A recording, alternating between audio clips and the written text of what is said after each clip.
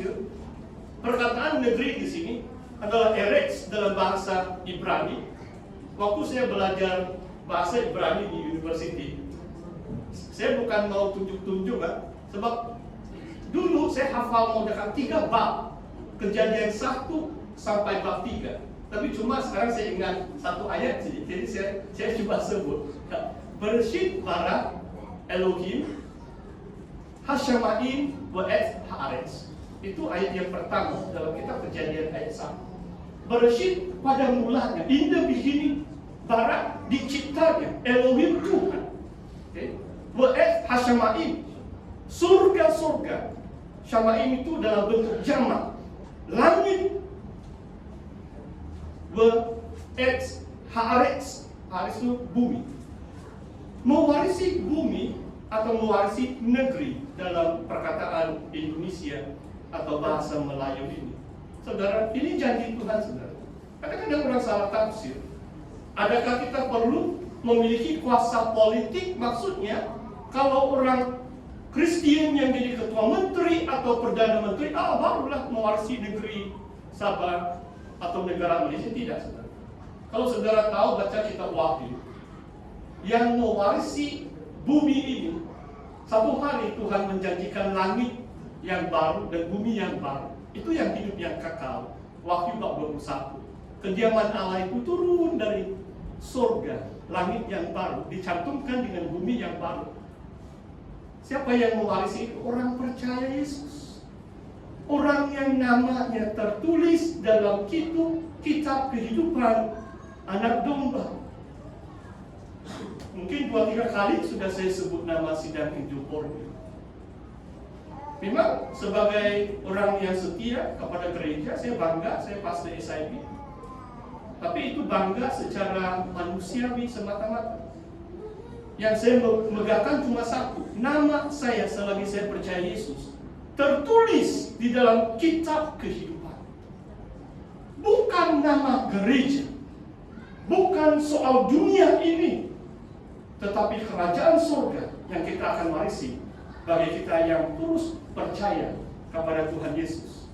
Nama saudara dan saya tertulis dalam kitab kehidupan anak domba. Inilah maksudnya mewarisi negeri. Maksudnya, kadang-kadang orang percaya Tuhan tidak ada konsep politik, kekayaan pun tidak ada. Sampai saya boleh katakan banyak rekan-rekan pelayanan saya itu, dan saya juga sama dengan mereka. Kami bangga, saya tidak takut miskin. Itulah foto dalam pelayanan. Saudara, saya bersaksi ini dengan jujur di hadapan Tuhan. Walaupun saya orang Bandar, saya kerja peguam 6 tahun, pejabat saya di sana, dekat itu. Sekarang sudah hotel, sudah di dekat ini, beberapa blok dari sini, di tengah-tengah KK. Tetapi waktu saya masuk dalam pelayanan, dompet saya kosong. Mungkin ada 5 ringgit. Saya mau jadi pastor seperti pastor-pastor lain. Tahun 98, semua yang saya sudah menabung, pertama-tama saya berutang Yayasan Sabah 60.000. Itulah orang fasik meminjam tidak bayar kembali kan? Saya bukan orang fasik, jadi saya bayar kembali. Yayasan Sabah penuh. Dan itu pegawai datang di pejabat pun, dia doang. Dia begitu happy, dia bilang, Tony, kamu orang kedua di Sabah bayar balik 100%.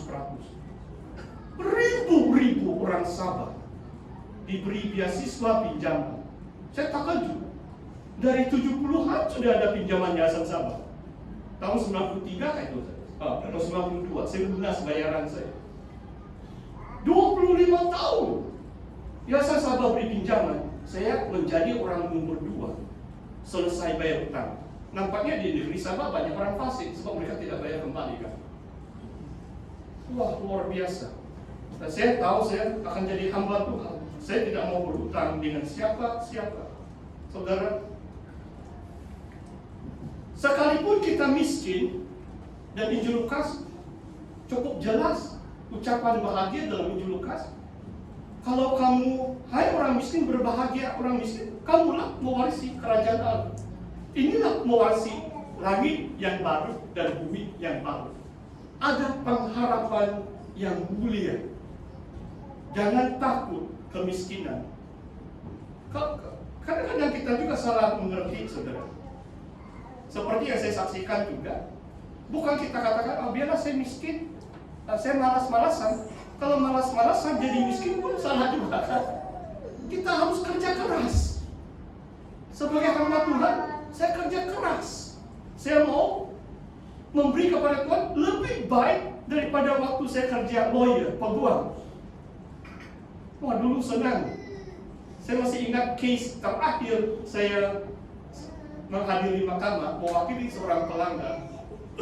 Sebab saya sudah tutup, saya sudah jual syarikat, saya sudah mau pergi New Zealand mengambil sarjana muda teologi sebagai persediaan masuk pelayanan belum masa. Ini awal 93. Jadi saya sudah tutup syarikat, sudah ada peguam baru sudah beli saya punya syarikat, maksudnya itu aset-aset lah begitu. Beberapa case saja saya bagi dengan dia, tapi itu aset-aset saya jual dengan peguam baru itu.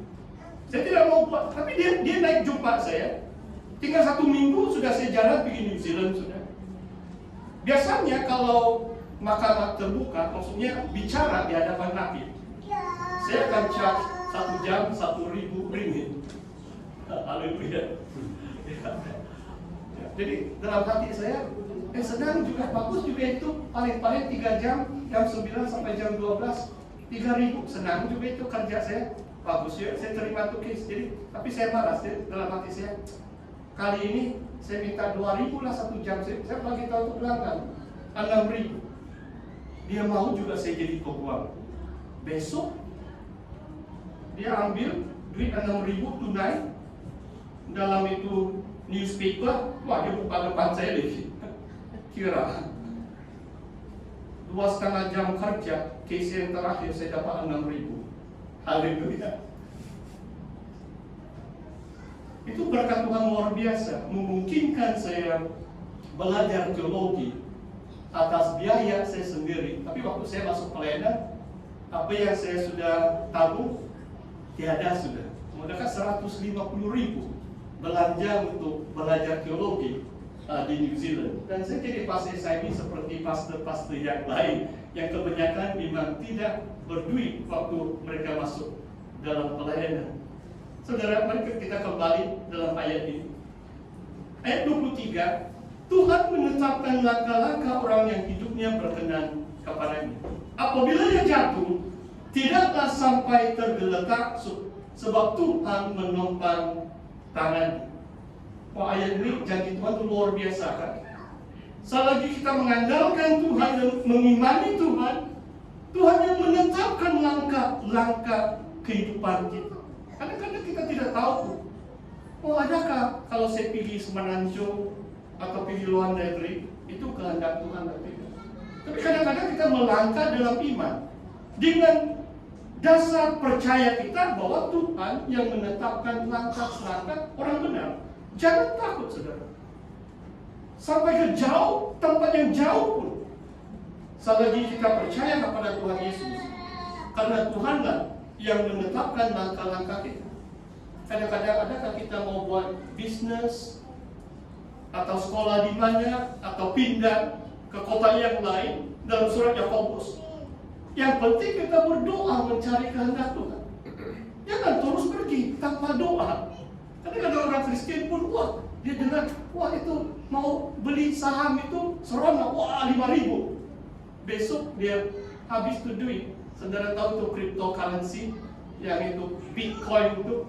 Saya langsung tidak tahu apa-apa. Ada seorang reverend, saya tidak mau sebut nama gereja dia pun. Wah dia beberapa tahun yang lalu dia begitu bersemangat. Setiap kali saya minum kopi-kopi sama dia akan coba dorong saya, Tony, you can invest in Bitcoin. Yang pengasasnya sekarang didapati bersalah, mungkin mau masuk penjara sudah itu. Saudara tahu di US kan, itu cryptocurrency itu. Wah, inilah mungkin kalau orang Kristen rugi besar sebab mungkin mereka tidak berdoa. Kalau kita berdoa mencari kehendak Tuhan, kita tidak akan begitu senang melangkah atau mendahului kehendak Tuhan, sehingga seperti yang dikatakan di sini tergeletak. Namun saudara, kalau kita tetap datang atau kembali kepada Tuhan, Walaupun kita jatuh, saudara, Tuhan tetap menumpang tangan kita. Ada firman Tuhan yang lain mengatakan orang benar itu boleh jatuh 7 kali, tetapi setiap kali dia jatuh, dia akan bangkit. Dia akan bangun kembali. Sebab Tuhan itu pengasih, Tuhan itu pemurah, Tuhan mengampuni segala pelanggaran kita, Tuhan menumpang tangan kita. Luar biasa. Jadi marilah serahkan hidup kita ke dalam tangan Tuhan. Saudara, kalau saya dapat bersaksi sekali lagi, saudara, saya ada tulis satu buku, nanti saya harap ada 2 buku yang lain saya mau sebut sedikit. Dan saya juga mau mengucapkan terima kasih juga dengan Pastor Bojelis, buku terkini saya, Pastor Sidang yang membantu saya memperhalusi bahasa saya. Terima kasih. Ada bantuan dan bahasa Malaysia, saya pun cukup makan sih ya, tapi saya harap kalau kamu beli itu buku jelas juga lah, tidak keliru, sebab saya sudah menulis 3 buku dalam bahasa Melayu dan 3 buku dalam bahasa Inggris. Saudara, Tuhan menetapkan langkah-langkah kita. Yang saya mau kongsikan dengan saudara dalam pelayanan pun, saya boleh katakan saya sudah melalui 8 perlantikan. Maksudnya ada kepimpinan manusia kan, 8 kali. Kalau termasuk waktu saya belajar atau pengajian teologi, sarjana muda sampai doktor, 5 kali saya pindah. Kalau dalam pelayanan saya sudah pindah 17 kali. Saya sudah pindah rumah 22 kali. Bukan senang kan? Bahkan itulah tadi saya katakan di Timbalan, Ketua Polis itu kawan baik saya. Saya pernah khotbah sebagai pastor sidang. Saya macam janji dengan Tuhan, Tuhan, saya adalah hamba-Mu. Di mana-mana Engkau pimpin, saya akan pergi. Kadang-kadang, wah kita bersemangat kan, wah di mana-mana Tuhan. Dan saya janji dengan Tuhan, beri saya 2 minggu, saya akan susun barang, saya akan jalan. 2 minggu. Jadi saya masih ingat ini bekas Timbalan Ketua Polis, saya beritahu dengan saya, Pastor Tony, saya tidak dapat turuti apa yang Pastor kongsikan dalam khotbah.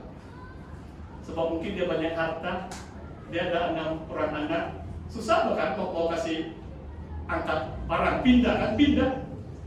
Syukurlah saya cuma 1 anak. Waktu saya masuk pelayanan itu, semua harta saya beberapa kotak buku, 2 beg baju kami, anak kami 4 tahun, 1 van. Sudah berpindah keranda bagi kemuliaan nama-Mu. Bukan kehendak saya, tetapi saya percaya Tuhan yang memimpin, Tuhan yang menetapkan langkah-langkah orang benar. Saya tidak mengatakan saudara menuruti apa yang saya sudah lalui, tetapi sebagai orang percaya kita tahu kita adalah hamba Yesus. Kita adalah pengikut Yesus, di mana Yesus pergi memimpin kehidupan kita. Yang paling baik adalah kita turuti pimpinan Tuhan. Sama ada mau menetap di Kota Kinabalu atau kerja di tempat lain, biarlah nama Tuhan yang dipermuliakan. Dalam firman Tuhan yang seterusnya, ayat 25, dahulu aku muda, sekarang telah menjadi tua, tidak pernah kulihat orang benar ditinggalkan anak atau anak cucunya meminta-minta roti.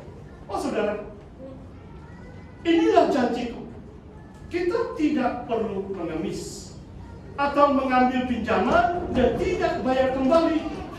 Orang benar itu diberkati itu.